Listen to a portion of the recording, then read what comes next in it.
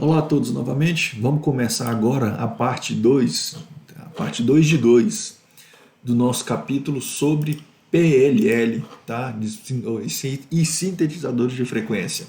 Conforme a gente já viu na aula 1, a gente fez uma breve revisão mostrando as principais aplicações de PLL, mostramos algumas das arquiteturas mais comuns sobre PLL, algumas onde o sinal de saída é um nível DC proporcional à frequência de entrada, outros onde o sinal de saída é uma frequência múltipla inteira, embora não precisa ser necessariamente inteira, tá? Mas não vamos também entrar em muitos detalhes, mas é uma frequência que pode ser igual à da entrada ou superior a ela, ou seja, no caso aqui o PLL estaria trabalhando como multiplicador de frequência, tá?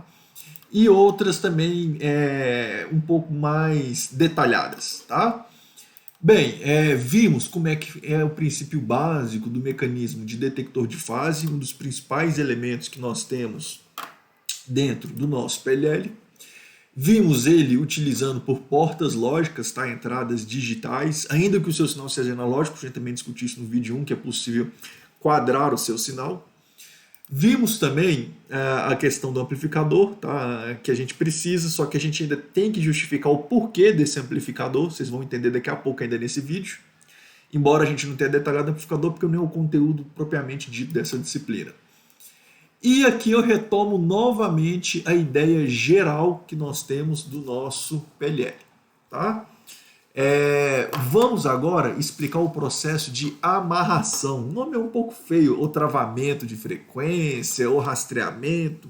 Enfim, os nomes são variados, mas em termos gerais, conforme a gente já havia mencionado, esse processo é simplesmente um processo de pegar uma frequência de entrada e tentar reproduzir um valor DC proporcional a ela ou ela, tá? De forma sintética. Nós vamos entender um pouco melhor, sendo que esse é o principal conteúdo do que remete a PLL. Então é muito importante que a quem nos assista entenda bem. E para isso, eu desenho algumas figuras aqui. Agora que eu descobri que na hora de exportar elas não ficaram tão bonitas, né? Não, ficaram bem, só tem que ter que dar zoom. Mas vamos começar aqui no exemplo hipotético. Esses números que eu coloquei, naturalmente, são números assim que é para tentar exemplificar a dinâmica do comportamento do rastreamento ou da amarração, tá? Do PLL. E são números assim elucidativos, mas ainda assim não necessariamente indicam todo o processo de amarração. Pegam só alguns períodos muito específicos para você tentar entender a dinâmica. Lembrando que esse processo é um processo contínuo, as formas de ondas aqui elas são trabalham no tempo contínuo, não no tempo discreto, tá? Ou seja, não tem clock, não tem nada disso daqui. Pode ter frequência, tá? Mas o que eu quero dizer com isso tudo aqui é que é uma malha realimentada. Então a interação entre entrada e saída ela é de fluxo contínuo. E nós estamos mostrando só pequenos intervalos de tempo para que você entenda só a dinâmica de amarração de frequência. Então vamos pegar essa figura A. Vamos imaginar que isso daqui está ligado numa antena de um carro, por exemplo, tá? E por algum motivo nós estamos com o circuito desligado, acabamos de ligar. Ao ligar ele, temos 0 volts aqui, tá? Nem o nível de tensão aqui.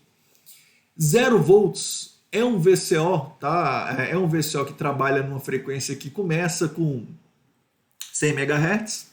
Como eu disse, todos os valores, tá, característicos aqui dos componentes determinam a dinâmica dele. Nós estamos pegando um componente cuja característica aqui vai começar a amarrar a frequência acima de 100 MHz, tá?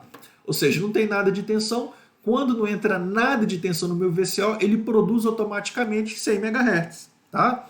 Outra característica que nós podemos observar aqui do nosso VCO é a cada 1 volt de incremento na entrada do meu VCO, produz um aumento de 1 MHz na saída dele. Ou seja, quando eu tiver 1 volt DC aqui, naturalmente aqui eu vou ter 100 MB mais 1 MB, gerando 101 MB, tá? Mas no primeiro momento, considerando condições iniciais nulas, nós temos 0 volts aqui. E vamos imaginar que esse carro está passando por algum lugar onde eu tenho uma frequência que está sendo induzida na base da antena, na saída da antena, de 108 MHz. É uma portadora lá de uma rádio qualquer. Ok? Pois bem, então assim, pelo que a gente já entendeu do phase detector, Na hora que o seu dispositivo ele é ligado, o seu rádio é ligado, ou o PLL é acionado pelo seu rádio para tentar rastrear qual rádio tem ali que começa a partir de 100 MHz. A gente sabe que vai ter que tentar achar a de 108, porque existe a de 108 uma vez que ela foi identificada pela antena, ela foi induzida, o sinal foi induzido na base lá da sua antena. Pois bem, então aqui eu tenho meu sinal de 108, tenho meu sinal de 100, e nós sabemos que, tá? Considere que inicialmente não tem nenhuma saída aqui. Como falei, condições iniciais nulas, seu PLL não havia sido acionado. Você não tem nenhuma saída aqui porque a chave está aberta, tá? Naturalmente que tudo isso daqui era zero. É a condição inicial que eu coloquei alguns segundos atrás. Pois bem, então assim, a gente viu que nosso phase detector ele vai produzir um nível de tensão aqui, tá? A gente sabe que não é DC, é esse filtro aqui que vai fazer ele ficar DC, mas vai produzir uma forma de onda aqui que vai ser comparada com essa forma de onda com esta daqui, tá? E vai produzir aquela comparação que nós mostramos agora há pouco no vídeo anterior. Vamos relembrar ela, só relembrar ela aqui. Esta daqui, tá?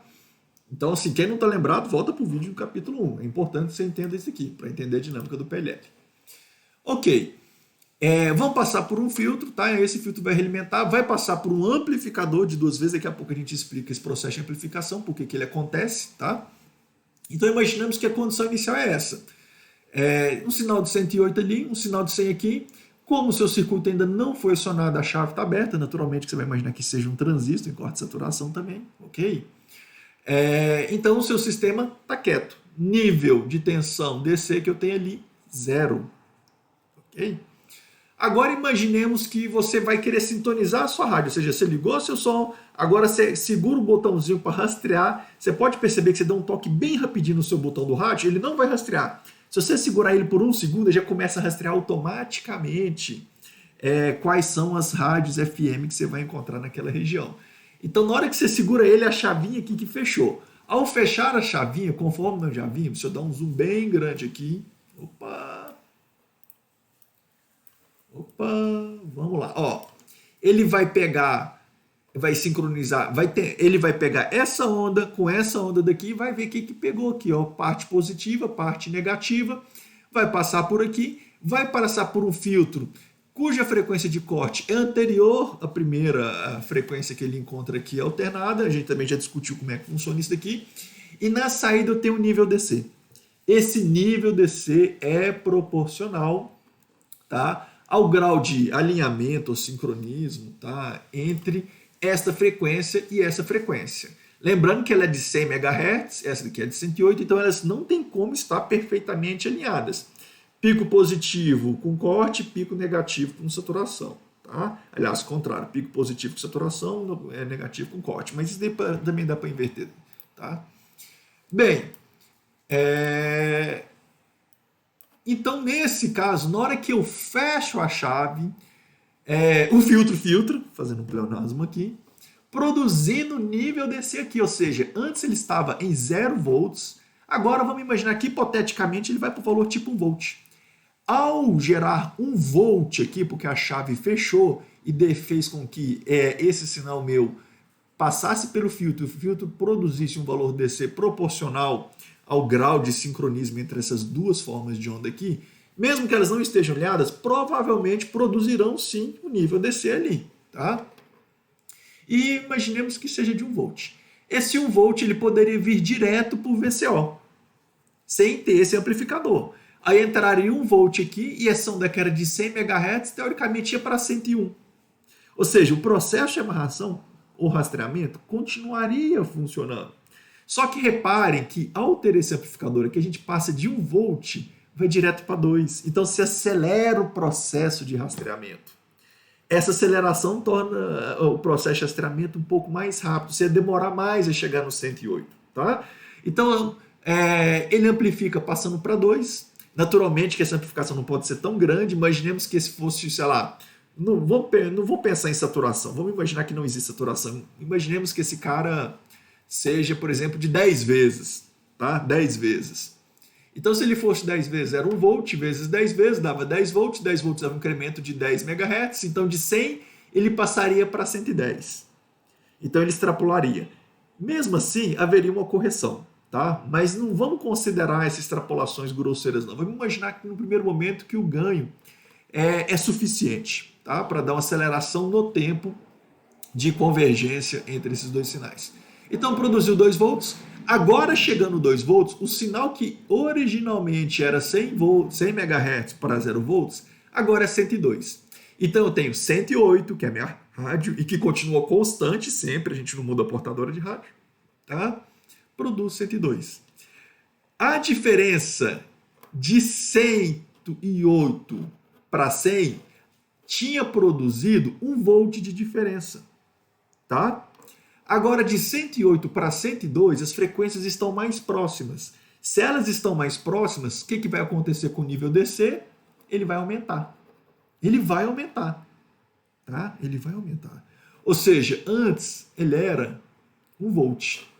Agora ele vai passar para 2 volts. Tá? Então, eu tenho 108, 102, era 1 volt, foi para 2 volts, porque 102 está mais próximo de 108 do que 100 estava. Vindo 2 volts, antes era 1 volt, agora chega a ser 2 volts, multiplica por 2, 4 volts. Quando entra 4 volts no meu VCO, ele produz 104. Olha que legal. Ou seja, antes era 102, foi para 104. Aproximou mais ainda. E o que aconteceu? Vai gerar um nível de tensão DC maior ainda. Tá? Depois que passa pelo processo de filtragem, que antes era 2, agora passa a ser o quê? 3 volts. E nos 3 volts para o nosso amplificador, tá? Produz 6 volts. 6 volts vão levar o sinal que antes era de 104 para 106 volts. E 106 MHz. 106 volts no amplificador operacional é um amplificador operacional bem generoso. Mas com 106 MHz, estamos cada vez mais próximos da nossa referência de 108 e produzindo cada vez mais um nível DC aqui, onde está meu mouse, tá? Mas o valor RMS da onda aqui é 3 volts, só que ela tem componentes harmônicas. Mas enfim, aqui eu tenho, agora eu vou ter 3 volts de saída, tá? Ih, perdi uma figura. Perdi não, tá? Espera aí, deixa eu voltar aqui. 3 volts de saída. Ao ter 3 volts de saída, tá? Perdão. Esses 3 volts era do anterior. Então agora eu estou indo para 106 MHz, tá? Ou seja, aqui está entrando 6 volts, aqui está saindo 6 volts, produzindo 6, tá? 3 era o anterior. Agora, quando esse cara passa de 104 para 106, ele aproxima, gera um valor cada vez maior, agora de 4 volts descendo nesse ponto, que antes era 3, foi para 4 volts. 4 volts vezes 2 vai dar 8 volts. 8 volts no meu VCO vai produzir uma onda de 108, tá? Uma onda de 108. Ao chegar em 108, aqui vai produzir o seu valor máximo a princípio, tá? Mas você vira para mim e faz, professor, mas estava com 4 volts, tá? De 3 estava no processo anterior, foi para 4 volts. E na hora que aumentar para 4 volts, se for para, por exemplo, 5 volts, 4 era no anterior, na hora que foi para 108, aumentou um pouquinho mais, tá? Aí ele foi para 5 volts, ok? Na hora que ele vai para 5 volts, tá? Ele produz 10 volts. Esses 10 volts geram a onda de 110, reparem que eu extrapolei, tá? A minha referência é 108. Na hora que ele pega a onda de 108 e compara com 110, tá? Esse 110 foi produzido pelos 5 volts, porque antes era 4, esse 4 veio do estágio anterior, tá? Na hora que eu coloquei 108 com 108, ele chegou próximo do pico dele, aliás, extrapolou até um pouco o pico, né? Foi para 5 volts. Ao produzir 5 volts gerou 10, esses 10 volts aqui gerou 110 MHz. E reparem, ao chegar em 110 MHz, esse cara daqui, e agora comparar com o outro, ele não vai ser mais 5, porque o ápice dele chegou quando aqui era 108 e 108. Agora que foi para 110, ele automaticamente vai forçar uma redução desse valor, que é 5 volts. Agora vai tentar forçar ele para voltar para 4 volts. Indo para 4 volts, multiplicando por 2, vamos ter 8 volts aqui. Com 8 volts aqui, a gente volta para 108 e lá estabiliza. Então, assim, resumidamente, ele vai subindo, vai subindo, vai subindo. Chegou próximo do valor, ele ainda chega a passar um pouquinho. Só que depois, pela própria realimentação, aquele pouquinho que ele passou, ele volta, desce de novo, tá? Porque volta a sincronizar, ele passa um pouquinho. Na hora que ele volta novamente, se eu pudesse desenhar um gráfico, tá? Assim, de forma muito resumida e grosseira, deixa eu pegar o Paintbrush aqui. Então, aqui nós temos, tá, o nosso tempo, ok? E aqui nós temos o nosso valor DC, que seria este valor que vocês estão vendo aqui, ó. Esse valor que vocês estão vendo aqui, que no final das contas é proporcional a esse valor daqui, que no final das contas tem também fortíssima correlação com o valor RMS que nós temos aqui, tá? Na verdade é a mesma coisa praticamente. Pois bem, então assim, no tempo seria mais ou menos o seguinte, então à medida que eu vou subindo, o tempo vai passando, eu vou subindo o meu valor DC, aqui é o meu valor DC, VDC, que no nosso caso lá, se não me falha a memória, era 4 volts, e os 4 volts, tá, produziam o quê? 108 MHz, que era a frequência que eu queria sincronizar. Então o valor ia subindo, ia subindo, ia subindo, porque cada vez mais as duas formas de ondas que entravam no phase detector eram parecidas, chega no ponto que são iguais, mas pela própria a própria dinâmica de realimentação do circuito, ele chega a passar um pouquinho, mas logo em seguida ele é acomodado e vai ficar fazendo isso daqui até estabilizar, tá? Lógico que ele tem esse tempo aqui, que é o tempo que ele gasta para estabilizar, depende da frequência, depende do amplificador que eu tenho lá, depende de uma série de itens que vocês vão poder ver à medida que forem lendo o material escrito, né? A ideia aqui do vídeo aqui é só mostrar mais a dinâmica e os aspectos básicos do PLL, tá? Para que quando você for poder ler o material, você já tenha um entendimento básico de como funciona o PLL. Especialmente nesse processo de realimentação, que é o rastreamento da frequência. Mas enfim, ele aumenta e depois vai.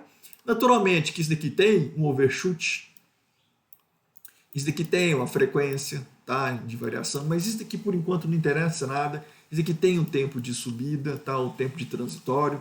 Enfim, todos esses valores aqui, eles são ajustáveis. Como eu disse, depende da amplitude, depende de valor de filtro, depende de um monte de pequenos detalhes. Mas a dinâmica do PLL quase sempre é essa daqui que a gente consegue perceber. E logo que ele estabiliza, ele vai produzir um valor constante ali, que a gente sabe que é 4 volts, como eu disse, você foi para 5, na hora que ele vai para 5, esse cara vai para 110, ao ir para 110 ele força esse cara a voltar para 4. Este aqui, a figura do item E, é o cenário estabilizado. Tá? Ele é o cenário estabilizado. E aqui eu vou ter um valor DC que é proporcional, tá, à frequência de entrada, no caso aqui 108 MHz. E se você quiser uma forma de onda sintética, ou seja, que basta você pegar esse pino daqui, puxar ele para fora do seu chip, do seu circuito integrado, e aqui eu vou ter uma frequência perfeita, tá, de 108 MHz. Ainda, deixa eu pegar essa figura daqui, trazer ela de novo para o Paintbrush, vou trazer ela de novo, tá? Vou tirar essa daqui que não nos interessa, essa daqui é a que nos interessa. E trocando a cor da caneta e a espessura, imaginemos que esse é seu chip. Encapsulei ele. O sinal de saída pode ser esse nível DC, que conforme a gente vê é proporcional, mas eu posso puxar um fio aqui também e colocar aqui no pino de saída uma frequência. De quanto que vai ser essa frequência? Conforme a gente viu, os VCOs geralmente, eles geram forma de ondas quadradas, elas são mais fáceis de gerar. Tá? Um oscilador senoidal, ele é bem complicado, bem mais complicado, tá, do que um VCO, que geralmente usa o circuito de relaxação, é bem mais simples, é só ver o capítulo lá de osciladores. Pois bem, ainda que essa forma de onda seja um senoidal, as duas têm a mesma frequência. E nós vimos que, inclusive, aqui pode estar cheio de ruído. Ó, vou tentar desenhar uma senoidal aqui, cheio de ruído. Ok? Estou colocando aqui um senoidal cheio de ruído. Ele vai produzir uma quadrada praticamente com a mesma frequência. Tá? Naturalmente que você tem alguns erros aí, dependendo da natureza do seu ruído. Mas aí você fala para mim assim, professor, eu quero uma onda igual essa daqui, mais limpa, sintética, ou seja, sintetizada. Tá? O que você pode fazer? Você pode, como uma pessoa esperta que você é, você pega essa forma de onda quadrada, como você conhece lá da teoria de processamento de sinais, qual que é a frequência fundamental desse seu sinal? Bem, se essa era 108 mais os ruídos eu estou considerando que tem frequência maiores, tá, do que a fundamental aqui, pode ser menor também, mas geralmente isso não funcionaria tão bem quanto o cenário que eu expliquei agora há pouco, de ruídos maiores. E geralmente a frequência dos ruídos geralmente são bem maiores, tá? Mas enfim, essa fundamental e tem as harmônicas, se não me falha a memória, são ímpares, tá? Dependendo como o sinal aqui é periódico, ok? As harmônicas ímpares. Se não for periódico, não, mas é periódico. O que eu posso fazer? É simplesmente chegar aqui, se essa daqui é 108 mega, tá? A outra aqui vai ser 216 para frente. Eu estou considerando aqui como já a primeira harmônica, mas se não me falha a memória, ela só tem as ímpares, tá? Então seria 3, a primeira ímpar é 3 vezes 108. Então isso daqui daria 324. Então a próxima frequência que apareceria aqui era 324, tá? Megahertz. Deixa eu apagar isso daqui, só para a gente lembrar, que seria a terceira harmônica, tá? Bem, vamos pegar um filtro aqui. Qualquer região entre 108 e 320 MHz, se você ajustar a frequência de corte dele para essa faixa, vai funcionar. Ou seja, nós vamos começar a pegar só o valor que nos interessa, alternado. Vai ter o nível DC aqui? Vai ter também o nível DC aqui, tá? Porque esse daqui é 0 volts e esse daqui depende lá do seu oscilador, tá? Sei lá, vamos imaginar X volts. Vai ter um nível DC ali também. Você também consegue tirar o nível DC, tá? Se você quiser tirar o nível DC, coloca um capacitor aqui de desacoplamento. Aqui você vem aqui e coloca o teu filtro, passa baixa, cuja frequência de corte, vamos pegar bem o meio aqui. Aliás, para colocar uma banda de transição legal, vamos colocar a frequência de corte, sei lá, próxima de 110. Aliás, banda de transição de 110 até mais ou menos 300. A frequência de corte provavelmente vai estar dentro dessa faixa daqui. Tá? Nem sempre a frequência de corte está na banda de transição, mas quase sempre, tá? Muito frequentemente ele está. Na saída que eu vou ter aqui,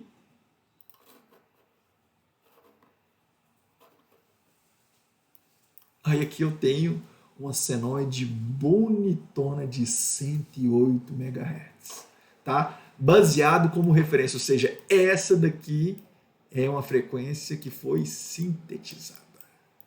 Ela foi produzida de forma sintética, baseado nessa referência daqui. Observe que eu não pego nada dela, só a referência de sincronização, tá? Que isso daqui produz para nós, ok? Então, por isso que é um componente muito utilizado e por isso que no início do vídeo anterior eu falei assim, olha, eu preciso sincronizar, dei um exemplo lá, tá? Muito utilizado fora da telecomunicações, que é, por exemplo, microgeração distribuída. Então, eu tenho a minha rede elétrica lá da minha distribuidora de energia, no caso CEMIG, Light, AS, enfim, dependendo de qual é o seu estágio, ou seja, que eu tenho meus 60 Hz, tenho os meus ruídos na rede, os meus harmônicos na rede, tá? Não interessa tanto.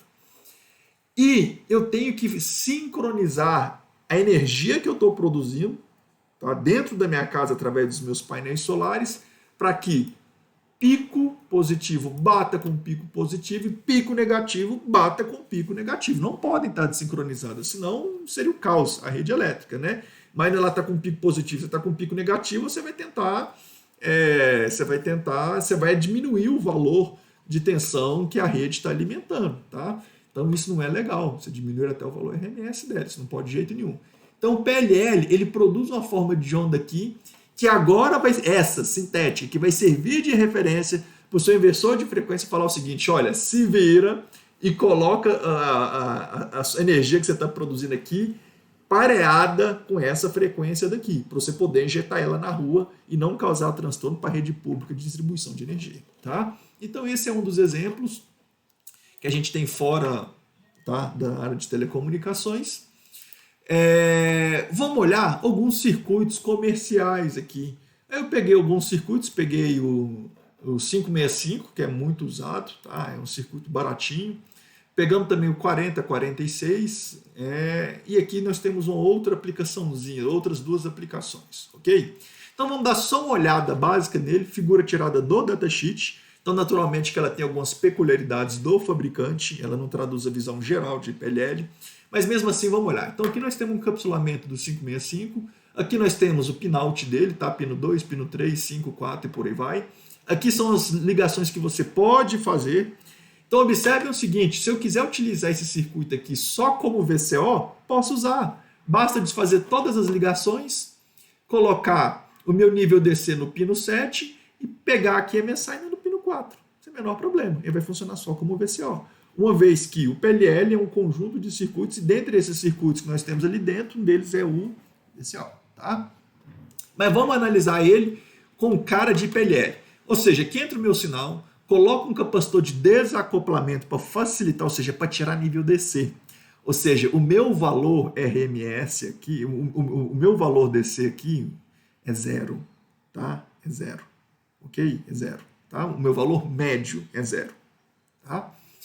Bem, colocou uma resistência aqui também, em paralelo com a entrada, provavelmente para pegar a diferença de potencial, ou seja, forçar a corrente descer para cá e não ir para o comparador de fase, e sim só a tensão, porque a tensão que eu tenho aqui provavelmente vai ser igual a tensão que eu tenho aqui. Então só colocou uma tensão, um resistor ali para dar caminho para a corrente e pegar o sinal de tensão e forçá-lo a entrar no comparador de fase. Ótimo. Do comparador de fase, observem que ele vai para um amplificador, tá? Esse amplificador aqui ele é ajustável. Esses dois componentes aqui a gente consegue ajustar a velocidade, tá? E o range de variação dele é aquele range que eu falei de quanto que ele vai aumentar a cada interação, tá? Digamos assim. Na saída do amplificador, observem que aqui o meu sinal ele tem dois caminhos para fazer, este e este, tá? Naturalmente, para me avaliar com maior detalhes, eu precisaria de saber a impedância de entrada do meu VCO. Mas observem, aqui eu tenho aquele sinalzinho, esse sinalzinho aqui, ó. Esse sinalzinho aqui, que é rico em componentes, ele tem um valor DC, o valor médio, né, dele, que é o valor médio dele, que é proporcional ao grau de sincronismo entre as duas frequências. Opa, vamos voltar. Tá? Então, ou seja, ele tem uma componente DC e tem algumas componentes AC. Esse aqui é o filtro RC que você vai ajustar através de um potenciômetro, tá? Ele está colocando aqui a rede de compensação de avanço e atraso, tá? Essa rede vai funcionar como filtro. Você tem que ajustar esse filtro para que as componentes AC saiam daqui, tá? E venham para fora do seu circuito integrado. Tem que ir para fora do seu circuito integrado. Já o nível DC, e observem que o nível DC ele não vai vir para cá. Por que ele não vai vir para cá? Ele é forçado a vir para cá, porque tem um capacitor aqui. E capacitor é impedância ou reatância infinita para nível DC. Então, ou seja, o nível DC vai todo para cá, e se seu circuito estiver bem ajustado, você vai forçar o nível AC ir para lá, tá? Gerando o valor DC limpo, entre aspas, aqui no seu VCO. Quanto mais limpo, mais estável a saída em frequência aqui, tá? Bem, então aqui produzindo no nível DC, aqui vai produzir uma frequência, conforme a gente viu lá. É lógico que essa variação de qual frequência começa, qual que é o nível de tensão que produz um ganho ou um decremento em frequência, depende também de outros ajustes do seu VCO que a gente pode fazer no pino 8 e no pino 9, ok? Lembrem que no exemplo anterior eu já coloquei 1 volt produz 1 MHz, mas isso daí pode ser ajustável. E a faixa também de operação do VCO pode também ser ajustável, embora tenha valores limites, né? Ok, tudo isso daqui, gente, tem grande influência na velocidade de amarração dele, tá? Quanto tempo ele gasta para convergir para aquela frequência de referência que a gente coloca aqui no seu sinal. Saindo no pino 4 a frequência sintetizada, você realimenta no seu comparador de fase, tá? Bem, então sim, sobre isso aqui fecha a malha completamente. O que é esse daqui talvez tenha um pouco de diferente? Observem que o filtro, tá? Que aqui também é uma rede de compensação Wi-Fi, mas aqui também está funcionando como filtro. Provavelmente ele também tem um outro filtrozinho aqui, tá? Muito provavelmente. Ele já faz uma pré-filtragem aqui. Aqui não vai ter um sinal AC tão rico em frequências assim. Por que eu sei disso? Porque a saída dele, observem que vai para o pino 10 e no pino 10 ele joga na fonte. Não é bom você jogar ruído na fonte. Se você jogar ruído na fonte, você também tem que jogar no terra. Tá? Para isso que servem os capacitores de desacoplamento. Tá? E todo circuito bom tem que ter os capacitores, tá, de desacoplamento entre terra e VCC. Ok? Bem, mas a grande diferença é que ele colocou esse componente na saída do amplificador operacional. Mas como eu disse, aqui ele está cumprindo dupla função. Tá? Por isso que ele foi feito assim. Analisando outro circuito, esse daqui é o 4046, se não me falha a memória, eu acho que eu peguei foi da Texas. Esse daqui, as conexões pontilhadas, é porque são optativas, são meramente sugestivas, tá? Aqui também continua sendo pinout, ou seja, essa ligação que você tem que fazer ela, mas comecemos do pino 14, onde é sinal de entrada. De cara, ele já coloca uma porta inversora ali. Essa porta inversora, conforme eu já expliquei, ela tem várias finalidades, tá? Algumas vezes você pode usar ela para isolar sinal de tensão, ou seja, matar a corrente. Geralmente essas portas têm altíssima impedância. Outras vezes é para inverter fase, tá? Você está interessado na inversão de fase, ou seja, pico positivo vira pico negativo. Mas aqui provavelmente ela é utilizada principalmente, tá, para quadrar a forma de onda de entrada. Tá? Passa por um ou outro comparador. Na verdade, ele passa pelos dois comparadores. Quando o sinal chega assim, ele passa por esse comparador e passa por esse comparador. Tá?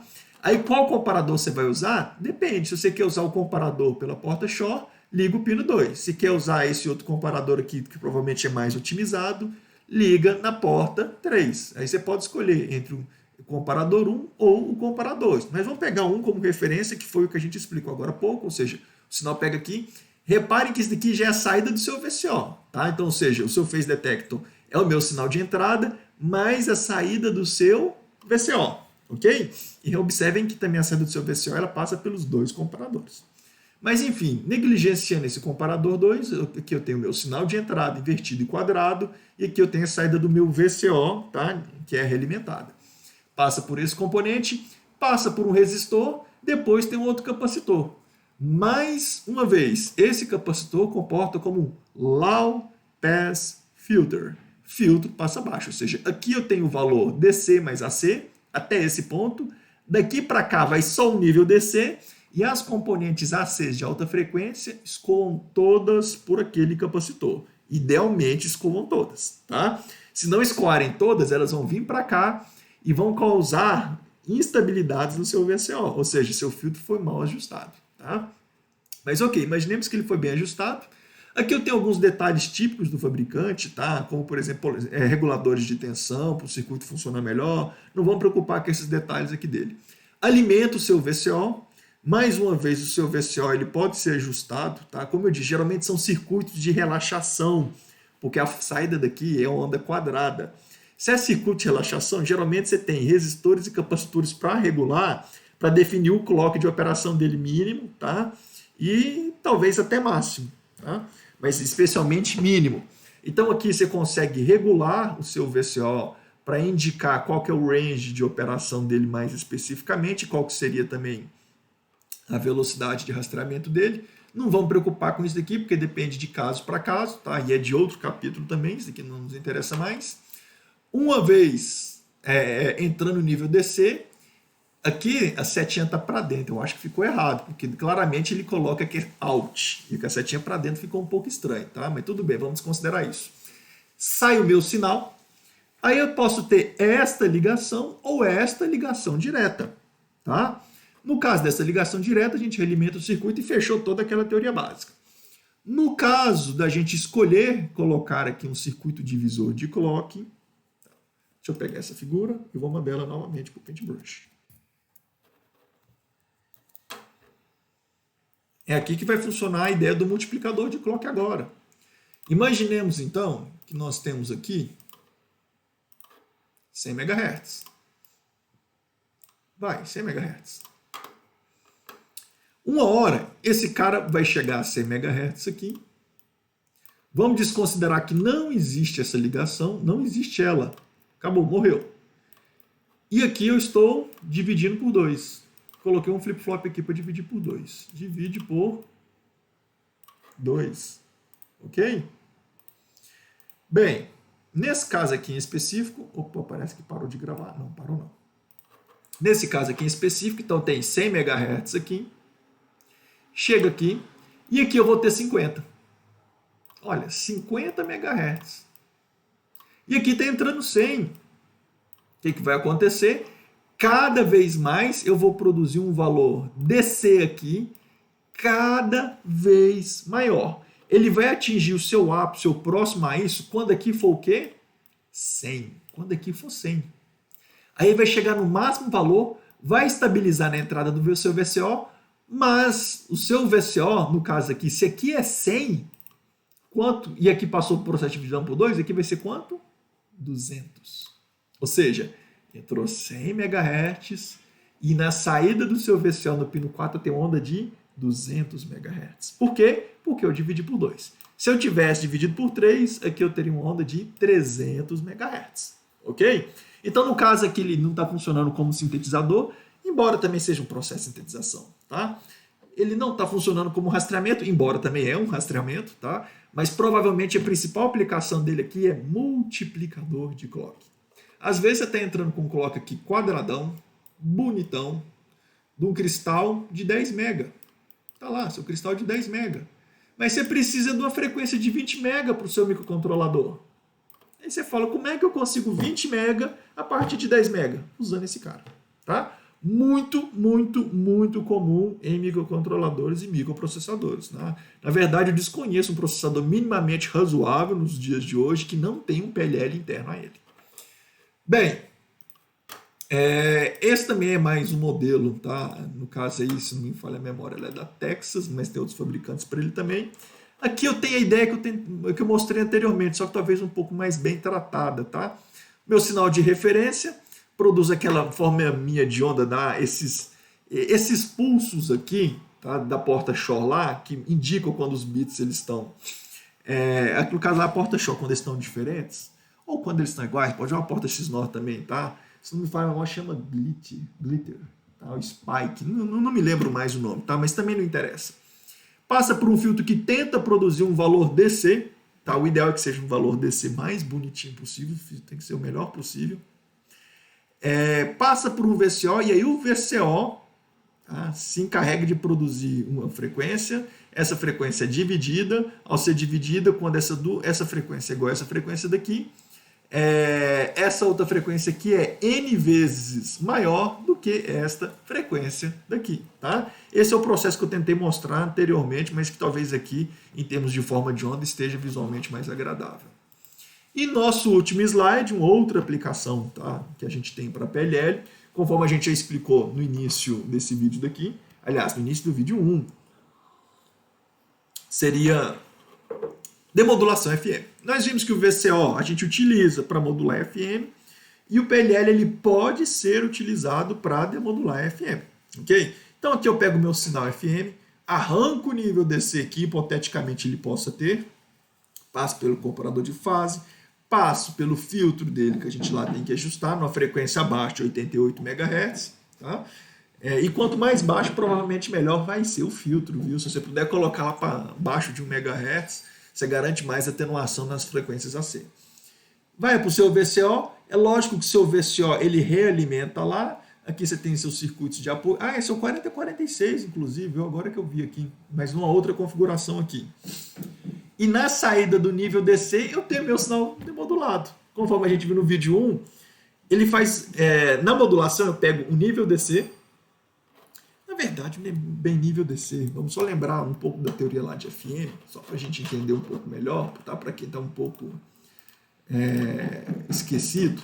Então, imagina que eu tenho a voz do cantor lá, ó, tá aqui, ó, peguei um trecho pequenininho da voz do cantor que foi captada pelo microfone de eletreto, tá?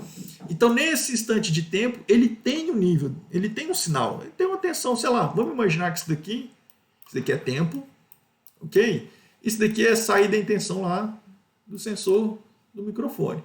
Então, nesse instante de tempo aqui tem um volt. Nesse instante, eu estou pensando nesse instante de tempo aqui, tá? Nesse mesmo instante de tempo lá, eu vou produzir ou seja, isso daqui entra no meu VCO. E aqui eu tenho saída do meu VCO que eu vou tentar desenhar aqui embaixo. Tá? Então, vai lá e produz uma frequência, 1 volt, sei lá, imagina que sai 100 MHz, uma coisa aqui bem doida. Tá?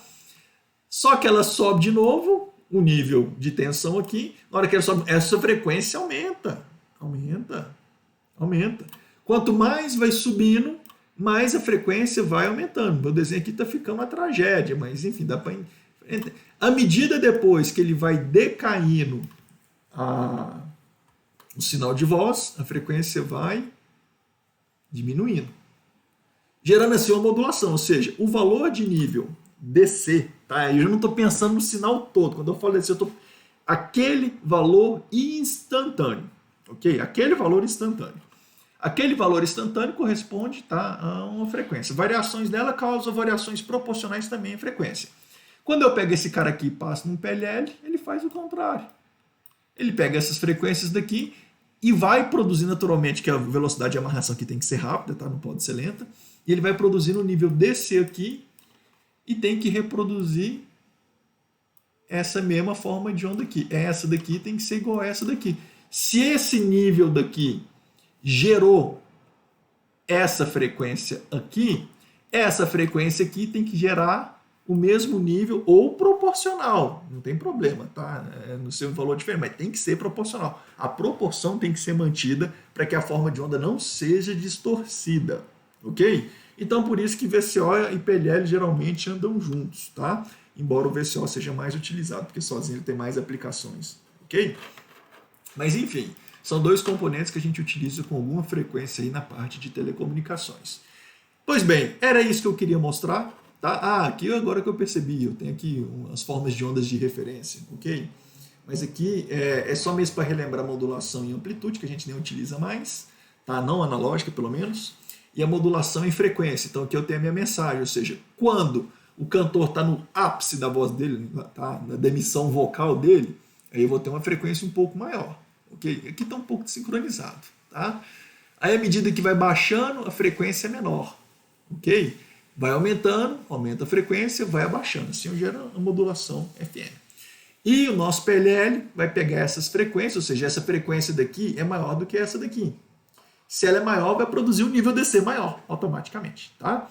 Mas, enfim, a ideia geral era essa, era mostrar a dinâmica do PLL. Espero que tenham entendido e gostado. E agora fica a recomendação para a leitura da nossa apostila, para entender mais detalhamentos, tá? E consolidar os conhecimentos. Mas é isso, obrigado, atenção de todos.